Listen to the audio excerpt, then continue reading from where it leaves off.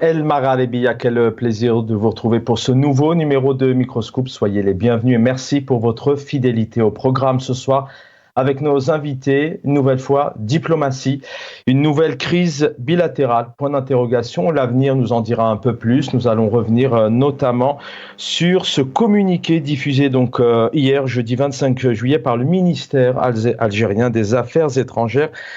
Le gouvernement algérien a pris connaissance avec un grand regret et une profonde désapprobation de la décision inattendue, inopportune et contre-productive du gouvernement français.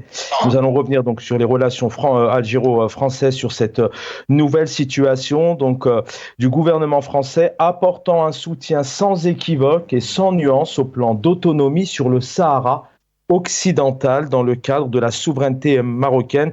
Le gouvernement algérien tirera alors on essaiera de comprendre avec nos deux invités ce soir, le gouvernement algérien tirera toutes les conséquences qui découlent de cette décision française et dont le gouvernement français, je cite, assume seule la pleine et entière responsabilité. Cette décision française n'aide pas à réunir les conditions d'un règlement pacifique de la question du Sahara occidental, maintenant depuis plusieurs années. Elle conforte une impasse, celle créée précisément par le prétendu plan d'autonomie marocain et qui dure depuis plus de 17 ans, nous dit le communiqué ici. La décision française relève manifestement d'un calcul politique douteux. Un calcul politique douteux dans cette période un peu particulière. Ce 7 septembre, la candidature d'Abdelmadjid Tebboune, un rendez-vous aussi attendu historique, comme l'a annoncé le président algérien, avec son homologue français prévu donc à l'automne prochain. Donc on peut essayer d'y revenir avec nos invités. Donc la décision française relève manifestement d'un calcul politique douteux, d'un a priori moralement contestable et de lecture juridique que rien ne conforte et rien ne justifie. Ce soir, donc, plusieurs volets. Nous allons revenir et décortiquer, bien évidemment, ce communiqué. Nous allons revenir sur la déclaration française. Pourquoi cette déclaration maintenant, alors que la France, d'abord, est bloquée, vous le savez, un gouvernement qui va certainement changer après la première phase des Jeux Olympiques, c'est-à-dire le 15 août prochain. Les relations franco-algériennes devraient connaître ainsi une phase de crispation, point d'interrogation. Et puis, est-ce que l'Algérie va réagir différemment dans les heures qui viennent, notamment peut-être de la même manière qu'elle l'a fait avec l'Espagne? En a-t-elle le pouvoir? On se rappelle qu'avec l'Espagne, notamment rapatriement de l'ambassadeur et puis un blocage notamment sur les relations commerciales et économique. Voilà, tant de questions. Et puis on comprendra aussi sur la réaction d'Alger. D'abord, quelle puissance, quelle force diplomatique derrière ce communiqué? Est-ce que réellement il vaut quelque chose? De qui émane-t-il ce communiqué? Est-ce que c'est guerre des clans? Est-ce qu'Abdelmadjid Tebboune a donné les directives? Est-ce que c'est l'armée? Et puis est-ce que réellement, comment le gouvernement algérien n'était pas au courant de cette position? On a vu notamment les deux bises et les deux mains serrées au G7 à Milano en Italie il y a quelques semaines, notamment aux côtés de Melia Meloni. Pour en parler, deux invités avec nous, analyste politique, cadre du MDA 82-88. Bonsoir Brahim Younsi. Bonsoir Charben et bonsoir à vos téléspectateurs. Merci pour l'invitation sur ce sujet important. Merci infiniment. Je vais avoir une pensée bien évidemment pour mon ami confrère avec qui j'ai eu le plaisir de passer énormément de temps et d'apprendre aussi beaucoup de choses. Je vais avoir une pensée pour Djameldine Benchenouf qui nous regarde peut-être, puisque à vos côtés ce soir nous avons Idir Ounourone. C'était le rendez-vous du lundi. Idir Ounourone, bonsoir et bienvenue cher Idir. Bonsoir Monsieur Kassi, merci pour votre invitation. Je salue Ibrahim, ravi de me trouver sur le plateau pour essayer un peu de décoder à nos justes places de ce qui se passe. Merci à tous les deux. Un salut à mon ami Jamel, un petit clin d'œil. Merci infiniment, Idir Ounourone. J'en profite pour vous souhaiter un joyeux anniversaire. Je crois que c'était cette semaine. Le Monde, nos confrères du Monde, le texte du ministère donc des Affaires étrangères ne précise toutefois pas le contenu précis de cette décision française qui lui a été communiquée en amont avant qu'elle ne soit officialisée plus tard, vraisemblablement à l'occasion d'une visite du président Macron à Rabat d'ici la fin de l'année. Le communiqué fait simplement mention en termes assez vagues d'un soutien sans équivoque et sans nuance, donc de la France au plan d'autonomie sur le Sahara occidental dans le cadre de la souveraineté marocaine. Brahim Younsi, d'abord d'un point de vue général, qu'est-ce que ce communiqué, quand vous l'avez lu, qu'est-ce qu'il vous exprime réellement? Est-ce que ça pourrait aller plus loin? Est-ce qu'il y a une force importante derrière cette réaction d'Alger? Est-ce qu'on pourrait demain voir Alger avoir le même comportement qu'il a eu notamment avec l'Espagne? Je salue d'abord mon ami Idir Ounourène. Je suis très content de le voir revenir au turbin, si j'ose dire. Il y a tellement à faire, tellement à dire. Pour répondre à votre question, évidemment, il va y avoir vraisemblablement une escalade sur cette affaire. Ce que je ne comprends pas, c'est l'effet retard du pouvoir algérien. La réaction algérienne s'est fait longtemps attendre sur cette question de la reconnaissance par la France et de la reconnaissance officiellement par la France du plan d'autonomie du Maroc au Sahara occidental.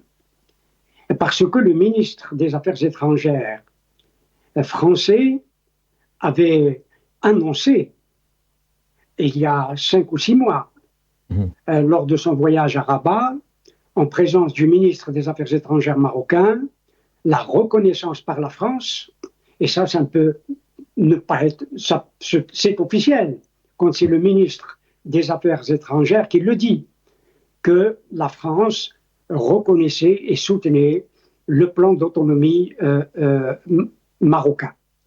C'est dire que l'Algérie a, et je ne le comprends pas personnellement, a un effet retard. Qui lui porte préjudice, et qui porte préjudice à la question elle-même, à la question du Sahara occidental. Je vous interromps, excusez-moi, Brahim Younsi, vous dites peut-être un retard que vous ne comprenez pas, mais ce sont des relations particulières entre la France et l'Algérie, d'où peut-être la sourdine d'Alger. Effectivement, Stéphane Séjourné, ministre des Affaires étrangères français, s'est rendu au Maroc il y a quelque temps. Dans ce sens, on pourrait comprendre ce silence, notamment avec cette visite qui devrait arriver, une visite historique. Réaction là-dessus, je vous laisse terminer, excusez-moi. Non, le silence d'Alger est incompréhensible. Donc,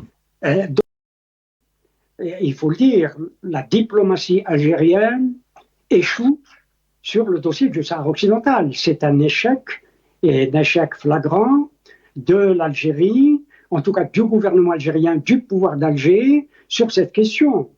Parce que c'est une défaite pour les Algériens. Autant de pays qui reconnaissent aujourd'hui le plan marocain, et ça se monte à des dizaines, à plusieurs dizaines de pays qui reconnaissent le plan marocain. Et aujourd'hui, c'est la France qui emboîte le pas. C'est dire que la position algérienne est battue en brèche. Et c'est incompréhensible. Et bien entendu, cette escalade de reconnaissance intervient de façon massive, d'une certaine manière, à la suite de l'effet Trump, si j'ose dire. L'effet Trump qui a offert le Sahara occidental de façon arbitraire au Maroc. Cependant, il y a un bémol. Et le bémol, c'est que ni le droit international, ni les Nations Unies ne reconnaissent ce plan d'autonomie. Le territoire du Sahara occidental reste classé territoire non autonome. Voilà ce qui peut, si une diplomatie dynamique était relancée, le pouvoir d'Alger ou la RAS, la République arabe sahraoui démocratique, les diplomates de la République sahraoui peuvent retourner la situation, parce qu'il y a, je ne sais combien, en tout cas, des dizaines, voire des centaines de résolutions de l'Assemblée générale des Nations Unies qui imposent l'organisation d'un référendum d'autodétermination. Et c'est aussi la position du Conseil de sécurité qui impose l'organisation d'un référendum d'autodétermination, d'où la mission de l'ONU, de la MINURSO, porte bien son nom, c'est une mission pour l'organisation d'un référendum d'autodétermination au Sahara occidental. Vous allez pouvoir y revenir dans un instant. Idil Nouron, elle est importante, effectivement, le silence incompréhensible d'Alger il y a quelque temps. C'était clair pour Stéphane Séjourné, ministre des Affaires étrangères. On le disait il y a un instant. J'ai poussé un peu la question. Alors bien évidemment, j'ai envie de vous entendre aussi un peu sur le communiqué, comment vous l'avez lu, comment vous l'avez perçu. Est-ce que réellement il y a une puissance? Peut-on s'attendre aussi à d'autres réactions par la suite, comme c'est le faire Alger, hein. Il y a eu à un moment donné un bouclage du circuit aérien, rapatriement d'ambassadeurs, etc. Mais ce silence incompréhensible, je vais peut-être pousser un peu ma question. Est-ce que réellement, vis-à-vis de la France, Alger a le pouvoir de s'exprimer comme elle le fait avec d'autres pays, parce qu'elle sait aussi s'exprimer et réagir, d'où peut-être ce retard. Idil Nouron. On reviendra sur la relation algéro-française dans le petit déroulé. La décision de la France de reconnaître le plan de large autonomie, Ibrahim l'a très bien dit, mais avec la visite de M. Séjourné, donc ministre des AE français à Rabat, il y a de cela quelques semaines, mais la position française, elle date depuis au moins les années Sarkozy, c'est-à-dire la fin de la mandature de Sarkozy, où Alain Juppé disait que la proposition du Maroc était la seule solution crédible pour donc la solution du conflit sahraoui et marocain. Ça, c'est sur un premier point. Elle nous interpelle sur deux plans, en fait, cette déclaration. Vous l'avez si bien dit dans votre introduction, elle survient au moment où le gouvernement français est en panne institutionnelle, est un pays qui est bloqué et qu'il reprendra, comme vous l'avez dit, plutôt vers fin août, si tant est qu'il puisse trouver une coalition dans une espèce de cadrage gouvernemental. Elle nous interpelle sur l'autre plan aussi, c'est les conséquences de cette annonce française sur les relations algéro-françaises. Le communiqué du ministère des Affaires étrangères, pour moi, si on fait l'exégèse du communiqué du ministère des Affaires étrangères algérien, en fait, quand on le lit, l'Algérie réaffirme sa désapprobation. Inattendue, on l'a dit précédemment, la décision de la France, politiquement, ici, en Afrique du Nord, on ne joue même plus les arbitres entre le Maroc et l'Algérie, ont pris fait et cause pour la solution marocaine sur le conflit du Sahara occidental. Donc, on ne peut pas dire dans le communiqué qu'elle était inattendue. On est d'accord. Ça, c'est la première faute. La deuxième faute, c'est quand il nous dit, sur le communiqué, c'est une décision inopportune. Ce qui veut dire et qui signifie que on est d'accord peut-être pour la décision que vous venez de prendre, mais elle est inopportune là, aujourd'hui. On ne peut pas se permettre de faire ces graves fautes politiques dans la déclaration d'un communiqué sur une question extrêmement sensible. Ça, c'est le deuxième point. Le Maroc, il faut le dire, Brahim l'a évoqué, et c'est très bien.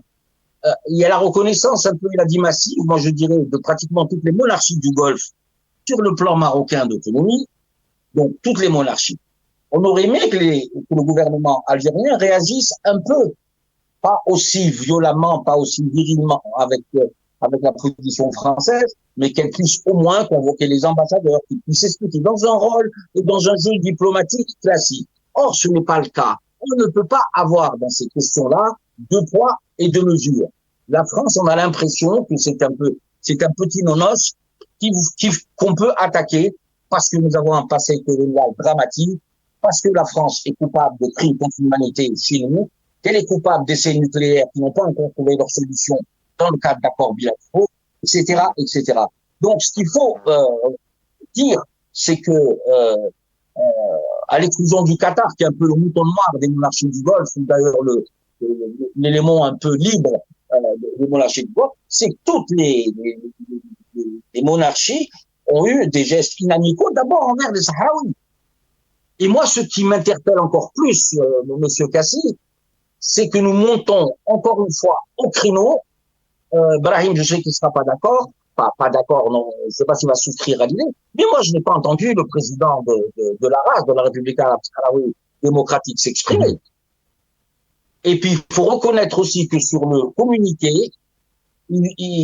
quand ils disent, vous l'avez souligné, portera seul la responsabilité, ce qui veut dire pour la solution pacifique. Ce qui, si j'entends, et là c'est un décalage, il peut y avoir un conflit armé. Voilà ce que ça veut dire traduit. Voilà. Brahim, restez avec nous, Diarounoun. Brahim Younsi, peut-être sur toujours ce volet un peu sur les relations franco-algériennes. On voit sur ces images actuellement vraiment le salut, les embrassades. On a entendu Emmanuel Macron dire à Abdelmadjid Tebboune en Italie, je suis content de te voir, etc. Mais on sait, vous le disiez d'ailleurs, on sait que depuis mois, la diplomatie française au Maghreb, elle s'oriente clairement et de plus en plus donc avec un rapprochement avec le Maroc, et ce déjà depuis plusieurs temps. Dans le cadre de ces relations effectivement franco-algériennes, comment, par rapport notamment à un dossier comme le Sahara occidental qui pose de réelles questions, on connaît les relations qu'il y a entre l'Algérie et le Maroc, pourquoi est-ce qu'on a une diplomatie, même d'un point de vue général d'ailleurs, on a une diplomatie à double temps, à double jeu. Parfois, on a une diplomatie algérienne qui sait s'exprimer peut-être et qui sait prendre les décisions telles qu'elles doivent être prises. Et en l'occurrence là, on sent peut-être une diplomatie algérienne un petit peu voilà, dans un ton en dessous, voire peut-être même dominée. Voilà, je vous laisse réagir là-dessus. D'où je réitère ma question. Est-ce qu'il pourrait y avoir une suite réelle là-dessus ? Ce qui m'interroge, je répondrai de façon directe à votre question. Je vous en prie. Mais ce qui m'interroge, c'est le communiqué du ministère des Affaires étrangères algérien. Et un mot, et dire on a parlé, c'est le mot inopportun. De quelle inopportunité parlons-nous au sujet du dossier du Sahara occidental? Une position de la France, pourquoi est-elle déclarée par Alger inopportune? C'est parce qu'elle intervient quelques mois, 2 mois, à 2 mois de la visite hypothétique de Abdelmadjid Tebboune, s'il est le prochain chef de l'État, en France. Elle n'est inopportune qu'à ce point de vue. Parce que sur le plan juridique, sur le plan du droit international, la question du Sahara occidental est protégée, si j'ose dire, par les multiples résolutions des Nations Unies et depuis les années 60. La question du Sahara occidental ne s'est pas posée au moment seulement à partir de 1975. C'est une question qui s'est posée à partir du début des années 60 et qui entrait dans le cadre de la résolution 1514 qui concerne la décolonisation des territoires colonisés ou des territoires coloniaux, comme dit la résolution. C'est dire que la question du Sahara occidental n'est pas nouvelle dans les instances internationales. Comment on comprend le recul, si j'ose dire, d'Alger, le pouvoir d'Alger était en offensive sur cette question, y compris à l'époque de Chadli Mejdid, même s'il y a eu des accords, et nous le savons, de 1972 en particulier, sur la question des frontières. Il y a eu une avancée, mais la question du Sahara occidental devait être traitée dans le cadre de l'Union maghrébine. Voilà, la question devait être traitée avec, bien entendu, soit une autonomie avec l'accord, bien entendu, du peuple sahraoui, et sinon, c'est l'indépendance pure et simple, à la suite de l'organisation d'un référendum d'autodétermination. Mais, j'allais dire, hélas, la décennie rouge a fait que la question du Sahara occidental, que le Maroc développe une politique sur la question du Sahara occidental et fait prévaloir son plan d'autonomie qui a été, il faut le dire, élaboré à Paris. Un mot peut-être sur... Comment? Oui, peut-être un mot juste sur on a ce communiqué, vous en avez parlé. Bon, c'est bien aussi, c'est important que vous reveniez aussi sur des éléments voilà, de contexte et d'histoire, mais peut-être un mot sur cette position diplomatique algérienne. On nous parle même et je vous lis un autre extrait et puis on donnera la parole à Edir Nouron, mais on a une décision française qui relève manifestement d'un calcul politique douteux, avec un contexte particulier en France, mais aussi une élection algérienne. Et puis, on dit clairement que cette décision française vient s'inscrire à contre-courant des efforts qui ont été faits, notamment dans le cadre de stabilité, de paix et de sécurité dans la région. Un mot sur cette diplomatie algérienne vis-à-vis de ce dossier et le Maroc.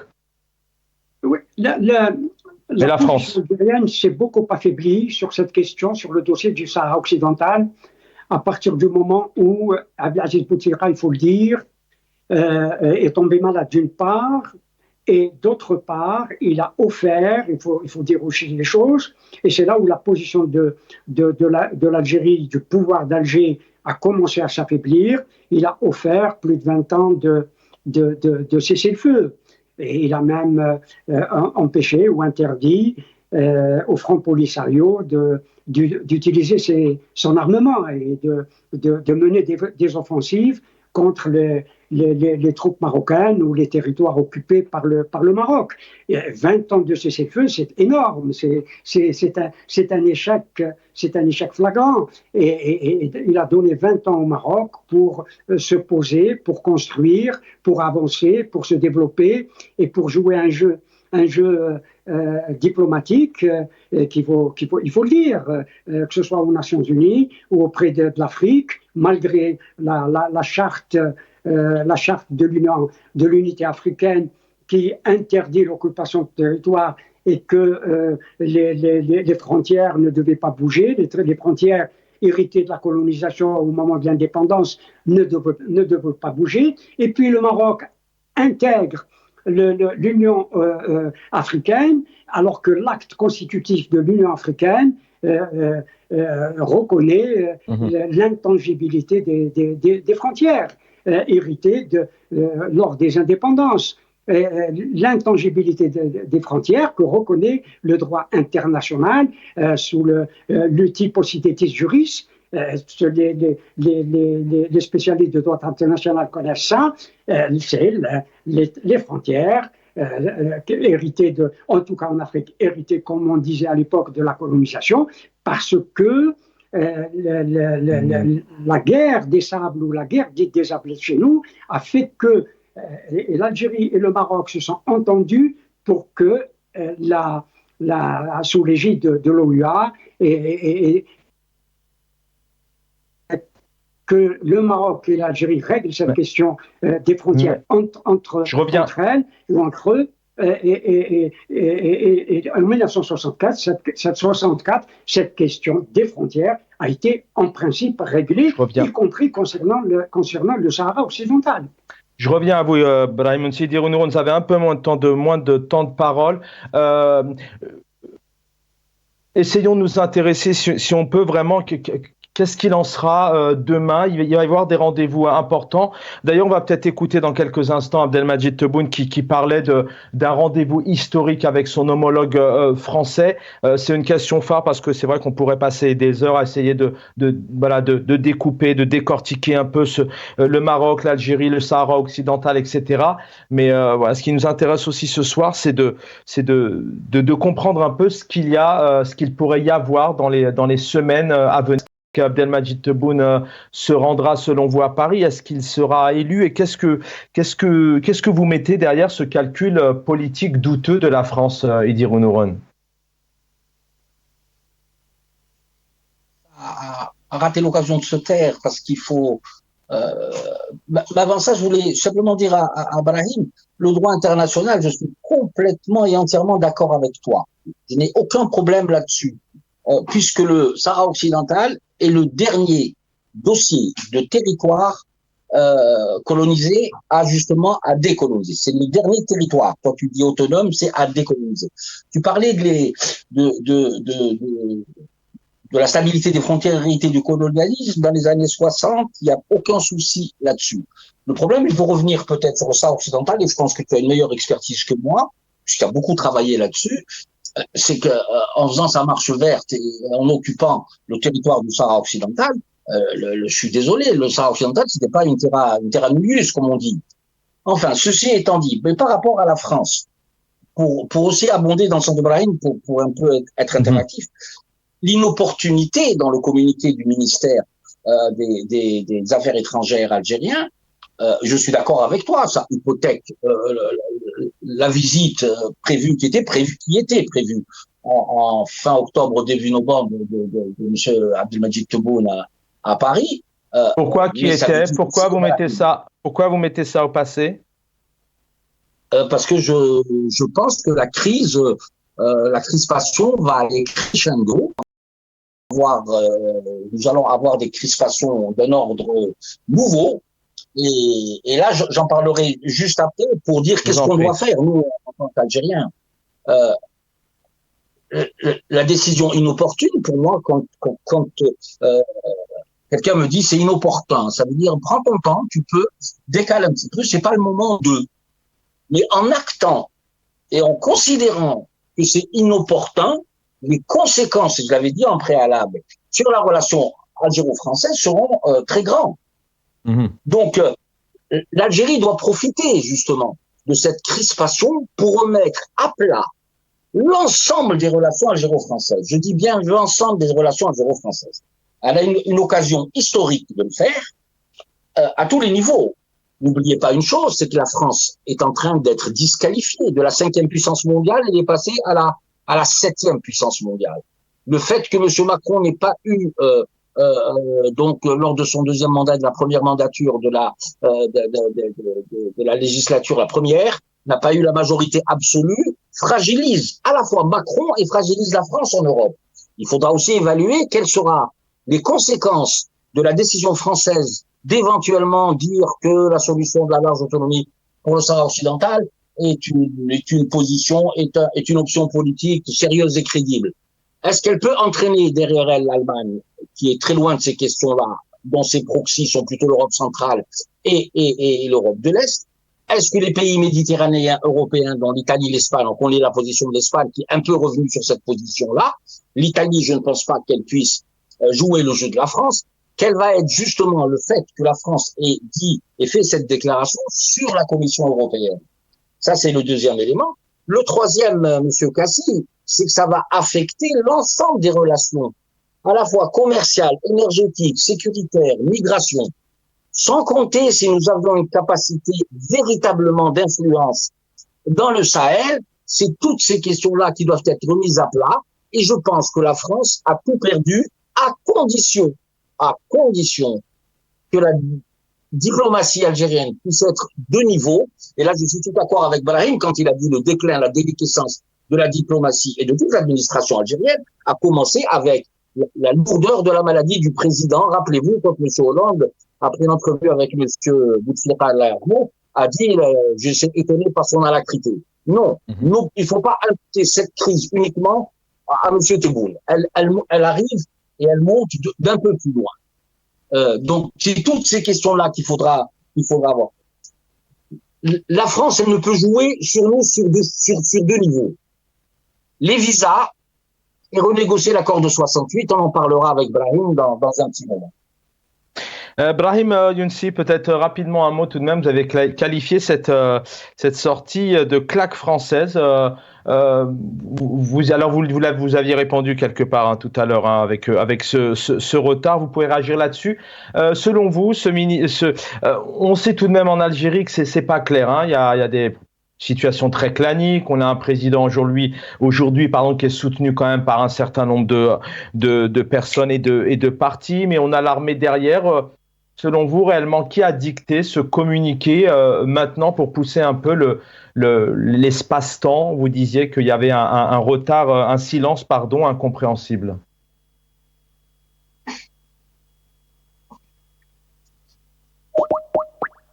Ah, alors on va retrouver Brahim Younsi dans un instant. Idir Unouron, je voudrais vous faire réagir. Effectivement, le Maroc ne réagit pas, vous le disiez tout à l'heure, ou je crois que c'était Brahim.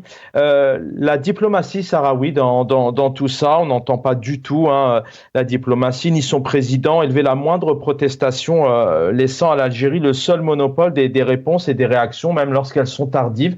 Comment vous expliquez ce silence de la diplomatie sahraoui, le silence aussi du palais royal?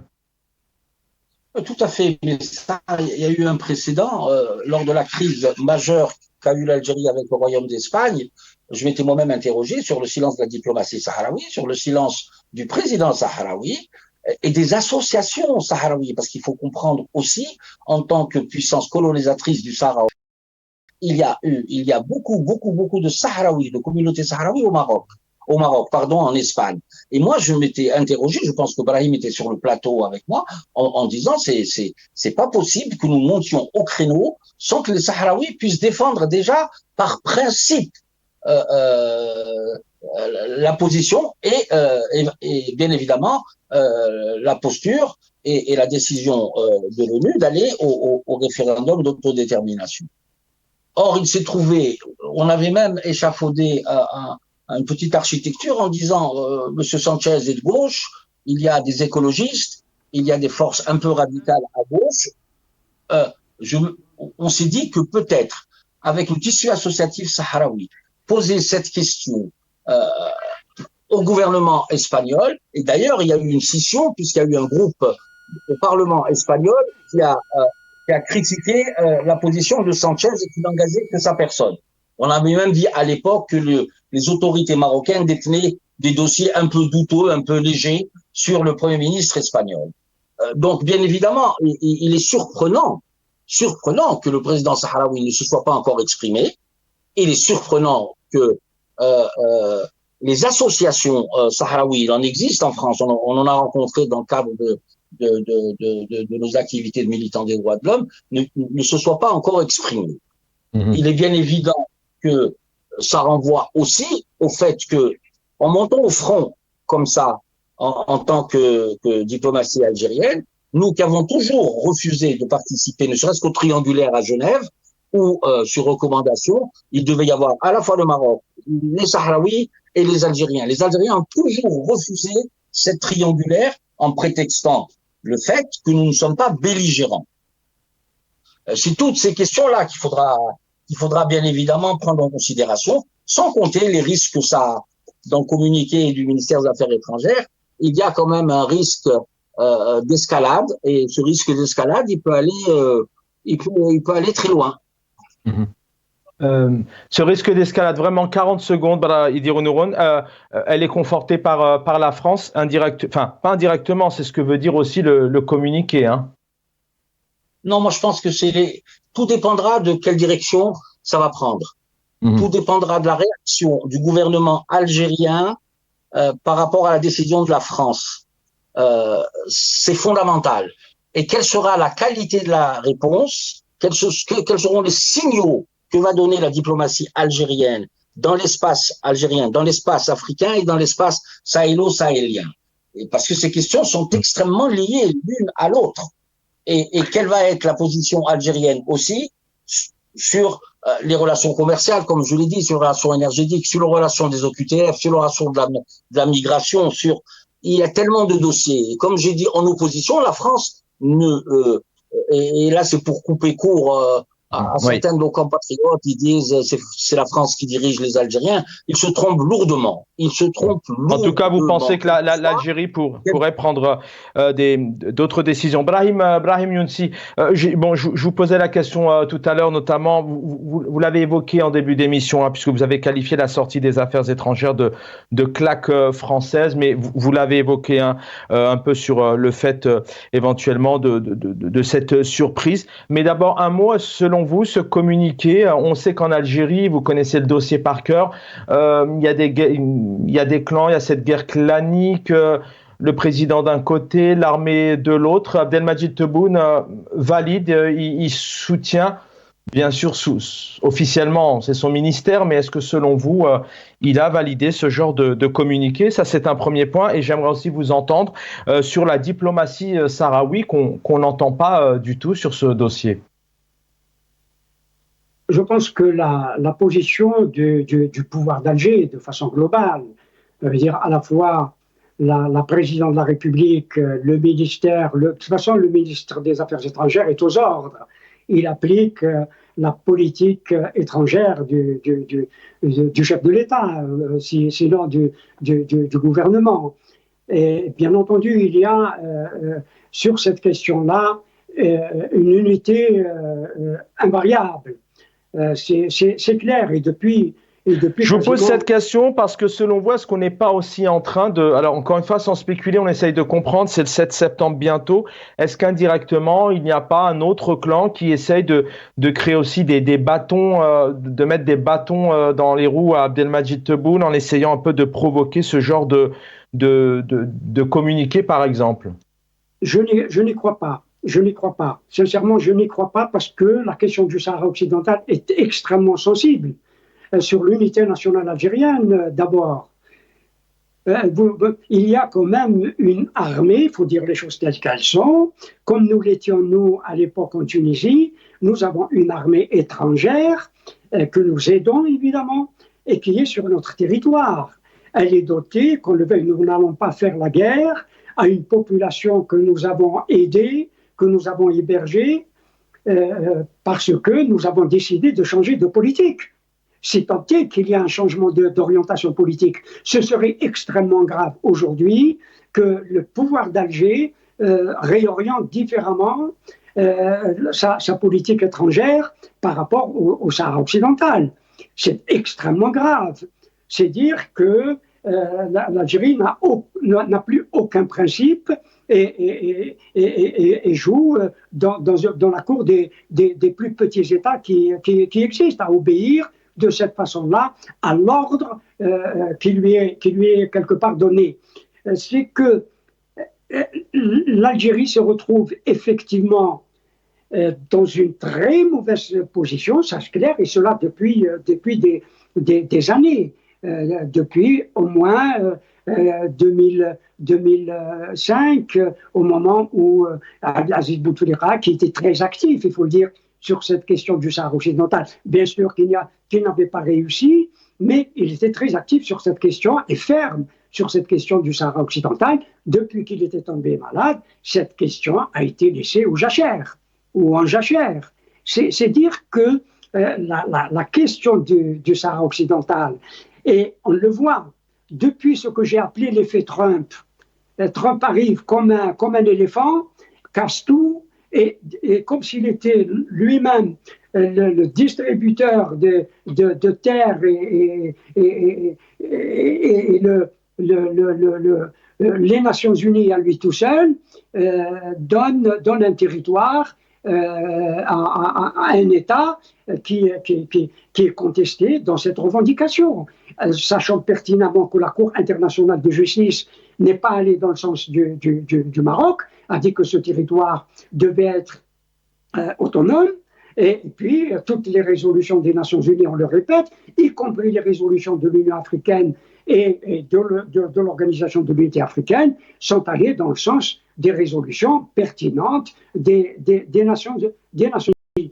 Voilà le schéma qui est celui. Aujourd'hui, il faut le dire, il y a un renversement de situation parce que, et de situation politique, diplomatique, parce qu'il y a des manœuvres géopolitiques dans notre région, aussi bien des manœuvres géopolitiques des États-Unis que de la France. La France qui a perdu quand même une bonne partie de l'espace qu'elle influençait dans le Sub-Sahara. Au Mali, au Niger notamment, y compris au Sénégal. C'est dire que l'espace africain, si je puis m'exprimer ainsi de la France, est aujourd'hui perdu. Aujourd'hui perdu. Le Maroc aussi représente pour la France un espace important. Les relations maroco-françaises sont au beau fixe. Et bien entendu que la France, par les déclarations à la fois du ministre des Affaires étrangères et de la position de l'Élysée aujourd'hui... Mais on a l'impression tout de même que les relations avec le Maroc, elles sont plus officiellement annoncées, alors que d'un autre côté, on voit des images et on a des mots. On va entendre Abdelmadjid Tebboune, président algérien, dans un instant nous parler des belles relations. On a quand même tout de même une France qui assume plus ses relations diplomatiques, beaucoup plus imposées, beaucoup plus officielles qu'avec l'Algérie. Oui, non, mais d'autant que, il faut dire, ça aussi, ça fait du jeu géopolitique de notre espace. Le Maroc a normalisé ses relations avec Israël et cela est extrêmement important dans le jeu géopolitique de la région. La France ne pouvait pas être contre. La France a vraisemblablement aussi est intervenue dans la relation maroco-israélienne. C'est dire que la France redéploie sa diplomatie, son armée dans notre espace à travers cette question du Sahara occidental, et il n'est pas exclu que des bases françaises soient installées au Maroc. Oui. La relation franco-marocaine a repris très fort depuis quelques mois, un an, à la suite de l'affaire Pegasus.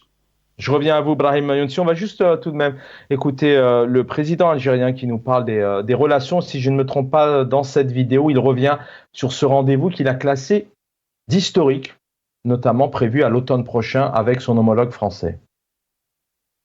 أننا اليوم أصبحنا دولة فاعلة في البحر الأبيض المتوسط. C'est une nouvelle page qui une refondation des relations avec l'ancien colonisateur. Sans laisser 1 millimètre من شيء الواجب نتاعنا إزاء شهدائنا. يصعب تقويض علاقة دولة بدولة أخرى في رقعة ضيقة كهذه. يعني تقول هي العلاقة ممتازة سيئة أم لا؟ لا، هي علاقة تتطور. Oui, bien sûr qu'elle est maintenue. Elle est maintenue pour plusieurs raisons. D'abord,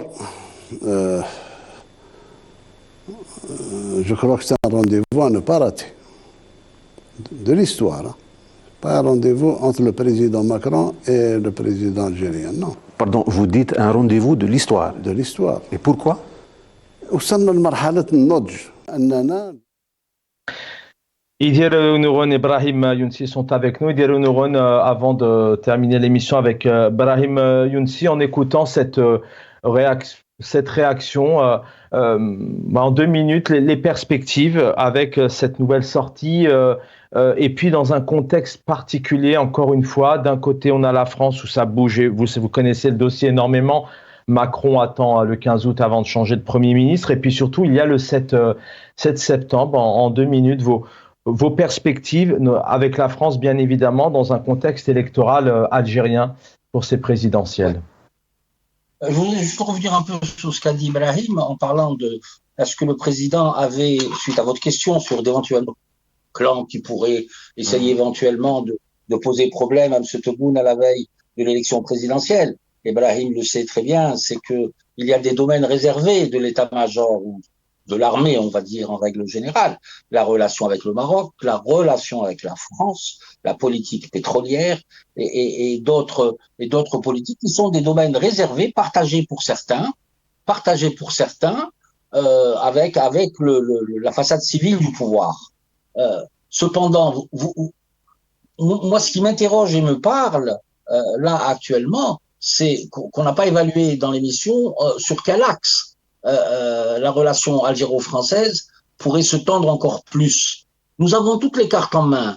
Mais ce qu'il y a de gênant, parce qu'il va du NIF, du pays quelque part, ce qu'il y a de gênant, c'est que c'est un gouvernement et un pouvoir illégitime. Parce qu'il faudra faire corps avec sa population pour entreprendre des actions qui seraient soutenues par la société ou une grosse partie de la société tout entière. Il y a le côté commercial. La France peut nous jouer sur deux volets. Le volet des étudiants et le volet des visas, et sur l'accord de 68. Cet accord de 68, c'est vrai qu'il nous est un peu favorable, mais pas très favorable. Nous sommes à la cinquième génération d'immigrés. Ils sont tous, ou pour la plupart, ou en grande proportion, français. C'est valable uniquement pour les nouveaux arrivants qui peuvent bénéficier d'une carte de 10 ans assez rapidement, qui peuvent, pour les autres, c'est 3 ans, ensuite 5 ans dans le cadre du regroupement familial. Qu'est-ce que dispositif comme ça qui aide les Algériens? Par contre, nous avons des armes. Nous avons l'histoire, nous avons la mémoire, nous avons les essais nucléaires, nous avons les crimes atroces contre l'humanité, nous avons le pouvoir énergétique, etc., etc., etc. Je vois que vous êtes assez pressé, donc je me tais. Brahim Younsi, le mot de la fin sur un peu les perspectives, c'est à vous. L'Algérie a une politique étrangère un peu paradoxale, me semble-t-il, parce qu'elle entretient, en tout cas le pouvoir d'Alger, entretient des relations qui paraissent excellentes et les développe, ces relations, sur le plan notamment économique, avec des pays qui ont reconnu depuis longtemps la marocanité du Sahara occidental. Et je ne vais en citer que 3 ou 4, avec lesquels l'Algérie a d'excellentes relations et qui passent pour être des proches de notre pays, l'Italie d'abord. C'est entre Mélanie et Tebboune, c'est tous les jours la lune de miel. Entre l'Algérie ou Tebboune et Erdogan, on dirait que c'est des frères siamois. Vous avez l'Égypte et d'autres pays encore que je ne vais pas citer, où l'Algérie entretient d'excellentes relations politiques et surtout économiques. C'est dire qu'il y a un paradoxe où l'on est intransigeant, sévère avec tout le monde, comme l'Algérie l'a été avec l'Espagne, bien que l'Espagne ait des responsabilités plus grandes que l'Italie, mais l'Espagne a aussi le droit de se désengager de ce dossier.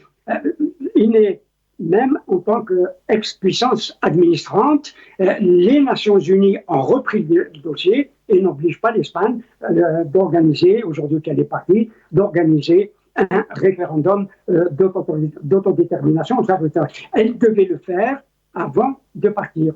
L'Algérie, hélas, a raté le coche dès 1976, 77, 78.